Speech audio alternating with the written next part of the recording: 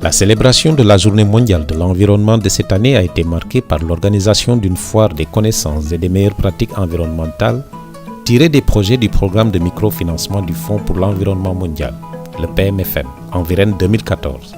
Le programme de microfinancement du Fonds pour l'environnement accorde des subventions pour appuyer les initiatives et actions communautaires dans les domaines de prédilection du Fonds pour l'environnement mondial. C'est la biodiversité, c'est le changement climatique, c'est la dégradation des terres, les eaux internationales, les polluants organiques et persistants et produits chimiques et le renforcement de capacités. Ce sont les domaines dans lesquels le microfinancement peut appuyer les initiatives d'action communautaire.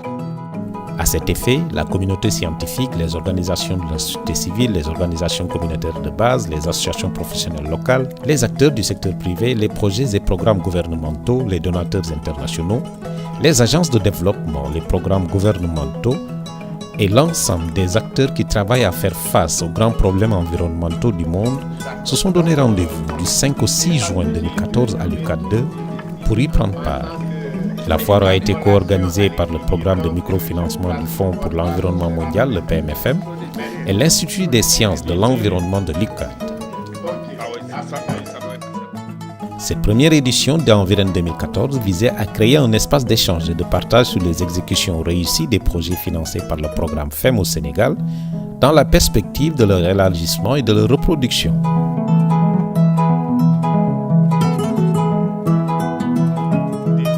Quatre activités phares étaient au menu de la foire.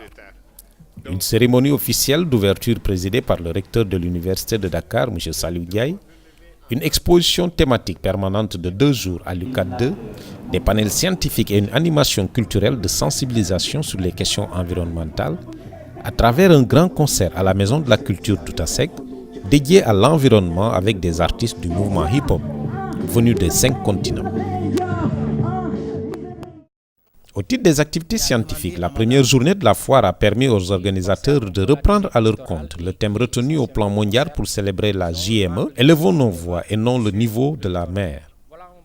Ce qui se passe aujourd'hui avec la disparition quasi certaine de Doun Babadjei, avec les problèmes que connaissent les villages de Gokhoumbadj, les villages de Gendar, avec les problèmes au-delà de Saint-Louis que connaissent les villes de Rufisque, de Bargny, de la Casamance, la Petite Côte, et nous n'aurons pas le temps de parler de tout cela. Il est temps que nous puissions alerter, et c'est la raison pour laquelle l'université, qui n'est pas une citadelle qui est là pour répondre aux préoccupations de la société, a préféré aujourd'hui consacrer ce thème, justement, sa réflexion sur ce thème. Élevons notre voix et non pas le niveau de la mer, et les différents panélistes vont réfléchir sur toutes ces questions et leurs conclusions seront mises à la disposition de toute la communauté scientifique afin que les réflexions puissent se poursuivre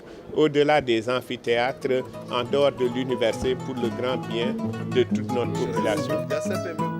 Les connaissances et bonnes pratiques adaptives au changement climatique des projets financés par le PMFM Sénégal ont été présentées par M. Koumba Diouf Seck de l'ONG Green Sénégal, qui est venu partager l'expérience de récupération des terres salées dans la région de Saint-Louis pour en faire des terres rizicoles. Donc Green Sénégal, en collaboration avec le projet, avec le PMFM, a mis en place un projet donc depuis les années 2000-2002 intitulé Agrobiodiversité en terre salée. Donc face à ces différentes contraintes, donc, on a essayé de fixer des objectifs à travers le projet PMFM. Au niveau de l'objectif global, donc c'est beaucoup plus un objectif par exemple de réhabilitation par exemple des terres dégradées, mais aussi d'aller vers un processus de valorisation de agro-silvopastorale donc de ces terres. Les résultats spectaculaires constatés après une première phase d'exécution du projet ayant valu à son promoteur, l'ONG Green Sénégal, d'être primé en 2010, ont mis en évidence le besoin de les répliquer dans d'autres zones estuaires comme dans les îles du Saloum et les zones de mangrove de la Casamance qui font face au même phénomène de salinisation des terres de culture et de dégradation de leurs écosystèmes. Ensuite, un panel a été consacré aux fours solaires comme alternative pour la protection de la mangrove et de la biodiversité et comme moyen de lutte contre la déforestation. Présenté par son concepteur, M. Abdoulaye Touré, le four solaire s'est révélé être une vraie réponse énergétique, économique et sociale à un problème environnemental qui préserve et régénère les ressources végétales a été une alternative concrète au recours au bois de chauffe et au charbon de bois pour les populations de plus de 50 villages du Sénégal, de la Mauritanie et du Burkina, comme il ressort des témoignages des femmes bénéficiaires du programme Microfem à Joal. Les ouvriers, la réparation ne pose pas de problème. ñu ngi gërëm FEM parce que FEM ina njëriñ bu rëy ci dëkk bi bëgg nañu nag dëkk bi yëpp jigéen ñi ñëpp am ci dafa jug pour dëkk bi pour jigéen ñi noppaliku pour sakkanal moo tax ñu jóg sakkanal gaz sakkanal këriñ sakkanal matta sakkanal suñu coono encore amatul togg ñàkk amatul dara. Avec une population de milliers de fours de cuisinières solaires qui fonctionnent en même temps, c'est toute une forêt qui est sauvée en ce moment. Donc disons que donc chaque femme qui utilise sa cuisinière solaire peut se dire que chaque année, elle a sauvé 12 arbres au niveau de sa localité. La foire des connaissances et bonnes pratiques tirées des projets du PMFM a permis de partager l'expérience de substitution de l'exploitation dangereuse du plomb à des fins commerciales à laquelle s'adonnaient les femmes de Thiaroye par le développement d'activités de transformation des produits locaux comme les produits halieutiques et les céréales locales grâce à l'intervention du programme PMFM Sénégal. Les conséquences des meilleures pratiques en matière de prévention de la dégradation des terres ont été présentées par M. Seydou Diémé, un technicien de terrain rompu à la tâche. Cette érosion, comme l'a si bien montré M. Diémé, ne menace pas seulement les terres cultivables, mais également les habitats en période d'hivernage en remportant tout sur son passage. Quand vous venez ici pendant la saison des pluies, vous trouvez beaucoup d'eau ici. Mais les animaux de passage boivent ici. De passage en allant vers la forêt, hein, et boivent ici. Je n'ai plus les chiffres, mais ça fait beaucoup d'ouvrages. Parce que le service des eaux et forêts est venu nous appuyer. Quelques leçons fondamentales ont été retenues de ces différents panels de partage et d'échange, à savoir, premièrement, pour agir, il faut connaître, car les bonnes pratiques exigent de bonnes connaissances pour s'inscrire dans la durabilité. Deuxièmement, un projet, ce n'est pas l'argent que l'on nous donne pour le réaliser, mais c'est surtout ce que nous voulons réaliser. Troisièmement, la protection de l'environnement, c'est l'affaire de tous. Et l'éducation environnementale en est une composante essentielle.